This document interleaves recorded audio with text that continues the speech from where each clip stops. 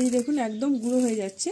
তো আরেকটা ভেঙে দেখাচ্ছি। এই দেখুন, আওয়াজটা শুনেই আপনারা বুঝতে পারছেন যে কতটা ক্রিস্পি হয়েছে।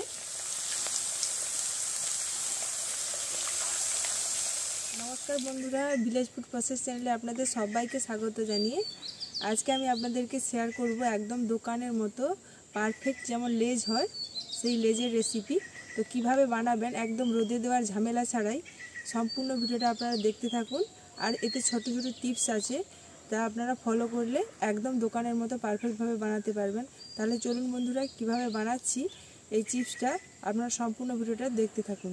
আলু চিপস বানানোর জন্য আমি এখানে 4টে বড় বড় সাইজের নতুন আলু নিয়ে নিয়েছি।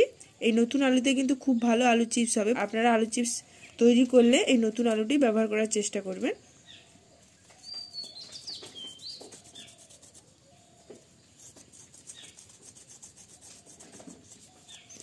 এইভাবে সবকটা আলুর গাগুলোকে খুব ভালো করে পরিষ্কার করে ধুয়ে নেব। প্রথমে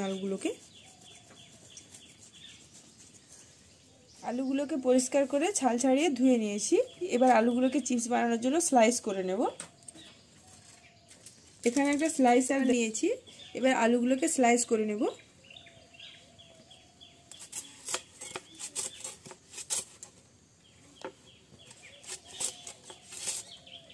এই দেখুন, এরকমভাবে স্লাইস করে নিতে হবে। প্রথম দিকটা একটু ভালো হয়নি, কিন্তু দেখুন এই 4টা ছিলেছে, এরকম করে স্লাইস করে নিতে হবে।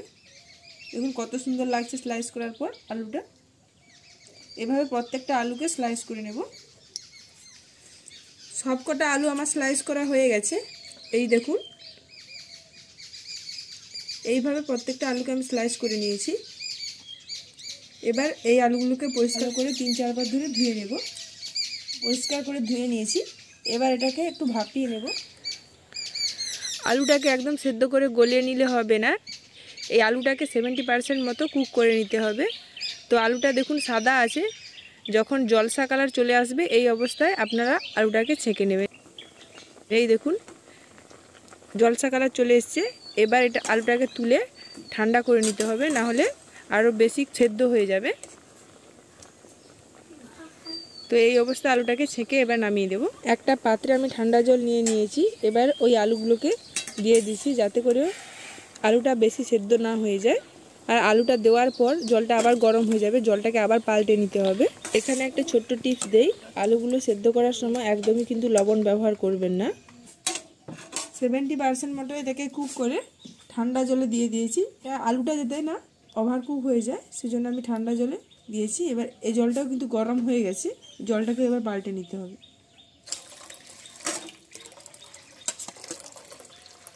আবার ঠান্ডা জল দিয়ে আলুটাকে একেবারে ঠান্ডা করে নিতে হবে। আলুটাতে আবার ঠান্ডা জল দিয়ে আলুটাকে একদম সম্পূর্ণ ঠান্ডা করে নিয়েছি। এবার আমি আলুর যে জলটাকে আলাদা করে দেব।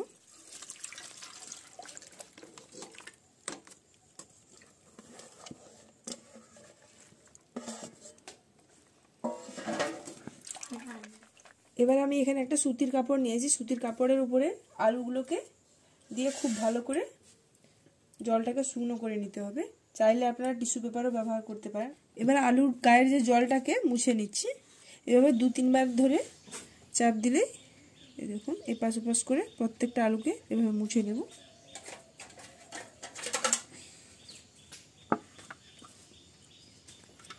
আপনারা চাইলে হাওয়াতেও শুকিয়ে নিতে পারেন। আমার হাতে টাইম একটু কম আছে, তাই আমি সুতির কাপড় দিয়ে এভাবে জলটাকে শুকিয়ে নিচ্ছি। সবকটা আলু আমার দেখুন কাপড় দিয়ে খুব সুন্দর করে শুকনো শুকনো করে পুষে নিয়েছি। এবার আমি আলুগুলোকে ভেজে নেব।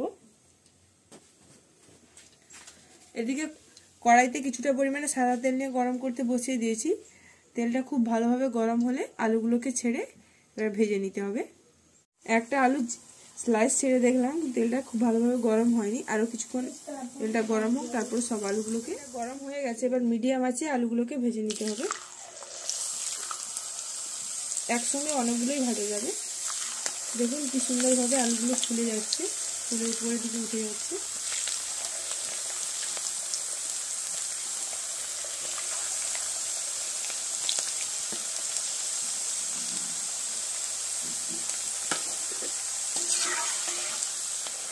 এবার উল্টে পাল্টে লাল লাল করে ভেজে নিতে হবে।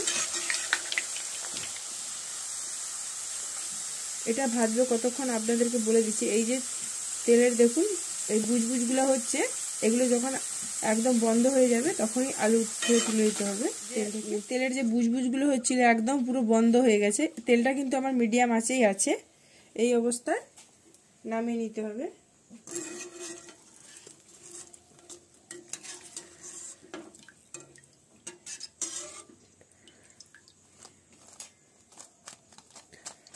তেল ঝরিয়ে এবার তুলে নিচ্ছি।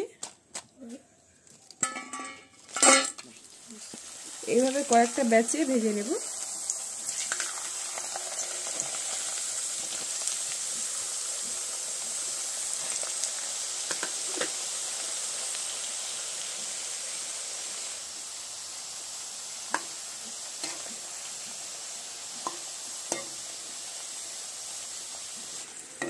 এইভাবে বাড়িতে আপনারা খুব কম খরচে বানিয়ে নিতে পারবেন একদম দোকানের মতো পারফেক্ট চিপস।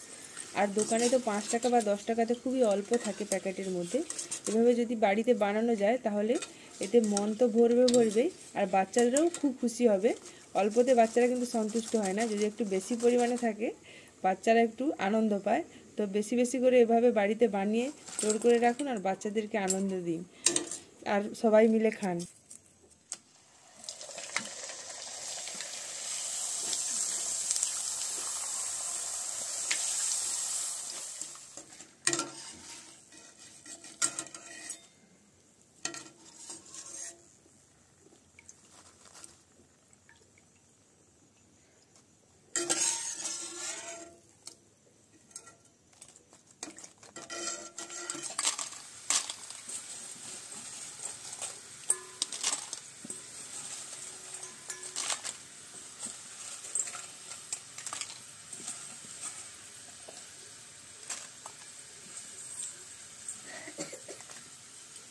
এই দেখুন 4টা আলু দিয়ে কতগুলো লেজ হয়ে গেল।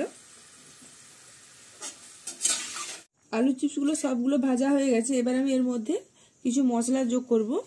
এখানে নিয়ে নিয়েছি আমি হাফ চামচ মতো চাট মশলা, আর নিয়ে নিয়েছি হাফ চামচ ম্যাগি মশলা। আলুতে তো কোনো রকম নুন দেওয়া ছিল না, সেজন্য আমি একটু লবণ দিয়ে পুরো মশলাটাকে একসঙ্গে মিশিয়ে নিচ্ছি। মিশিয়ে এবার চিপসের মধ্যে দিয়ে দেব।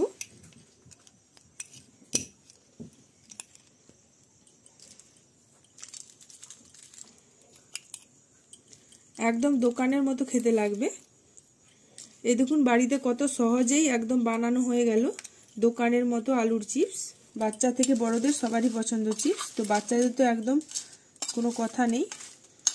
মশলাটা চিপসের মধ্যে খুব ভালোভাবে মিশিয়ে নিচ্ছি, খেতে দারুণ চটপটা হবে। তো আপনাদেরকে আমি একটা ভেঙে দেখাচ্ছি, দেখুন কতটা ক্রিস্পি হয়েছে।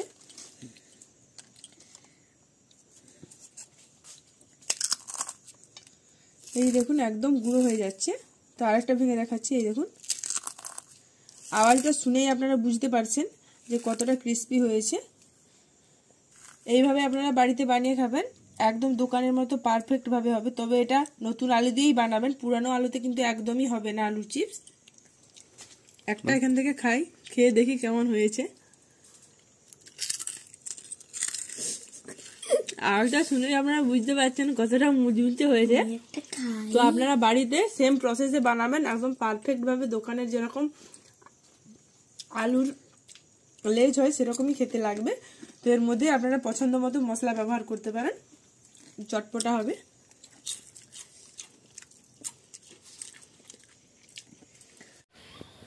আজকে আমার এই আলু চিপসের রেসিপিটি আপনাদের কেমন লাগলো তা আপনারা অবশ্যই কমেন্টে জানাবেন। আর যদি ভালো লেগে থাকে তাহলে আমার এই ছোট্ট চ্যানেলটিকে লাইক, শেয়ার ও সাবস্ক্রাইব ও ফলো করে পাশে থাকবেন। আজকের মতো ভিডিওটি আমি এখানেই শেষ করলাম। ফিরে আসছি আবার একটি নতুন রেসিপি নিয়ে।